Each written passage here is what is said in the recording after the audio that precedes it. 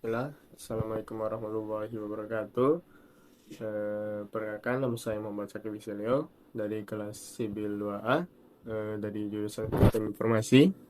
Baiklah, pada video kali ini saya akan membuat refleksi mengenai tentang pengaruh bahasa daerah dan bahasa asing terhadap bahasa Indonesia saat ini. Yang dimana materi ini merupakan materi yang keempat, dari tema ketiga, dari 4 tema yang telah diberikan. Baiklah, langsung saja. Menurut saya, bahasa Indonesia ini merupakan bahasa persatuan yang digunakan oleh masyarakat Indonesia untuk berkomunikasi secara nasional. Namun dalam perkembangannya, bahasa Indonesia tidak berdiri sendiri. Bahasa ini terus dipengaruhi oleh berbagai bahasa lain, terutama bahasa daerah dan juga bahasa asing. Lalu yang pertama, kita dapat melihat pengaruhnya dari seperti Indonesia itu memiliki ratusan bahasa daerah seperti Jawa, Sunda, Minangkabau, dan Palembang. Bahasa-bahasa ini sering mempengaruhi cara seseorang berbicara dalam bahasa Indonesia. Contohnya itu semisal kita mencampurkan kata-kata daerah ke dalam bahasa Indonesia seperti kata ida, yang dimana ida itu tidak. Terus kalau misalnya di Palembang itu tidak apa-apa, itu berarti tidak apa-apa.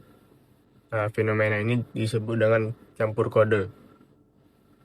Pengaruh bahasa daerah sebenarnya memiliki sisi positif.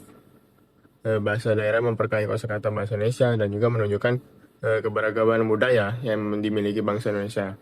Namun jika digunakan dalam situasi formal, penggunaan bahasa daerah yang berlebihan dapat membuat bahasa Indonesia menjadi kurang baku. Lalu yang kedua, ada juga pengaruh bahasa asing terhadap bahasa Indonesia. Di era globalisasi dan digital seperti sekarang, bahasa asing terutama bahasa Inggris sangat sering digunakan. Banyak istilah dari bahasa Inggris yang masuk ke dalam bahasa Indonesia seperti download, upload, meeting, dan juga deadline, dan banyak lainnya. Bahkan dalam komunikasi di media sosial, eh, sering digunakan bahasa campuran seperti misalnya aku lagi ada meeting online sekarang, nah gitu.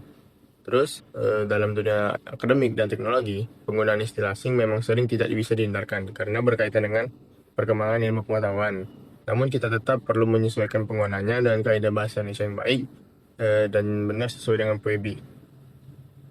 Lalu berdasarkan pengalaman saya sebagai mahasiswa sistem informasi di UTSLI, penggunaan bahasa campuran sering terjadi ketika berdiskusi dengan teman, terutama ketika materi kuliah atau teknologi, yang dimana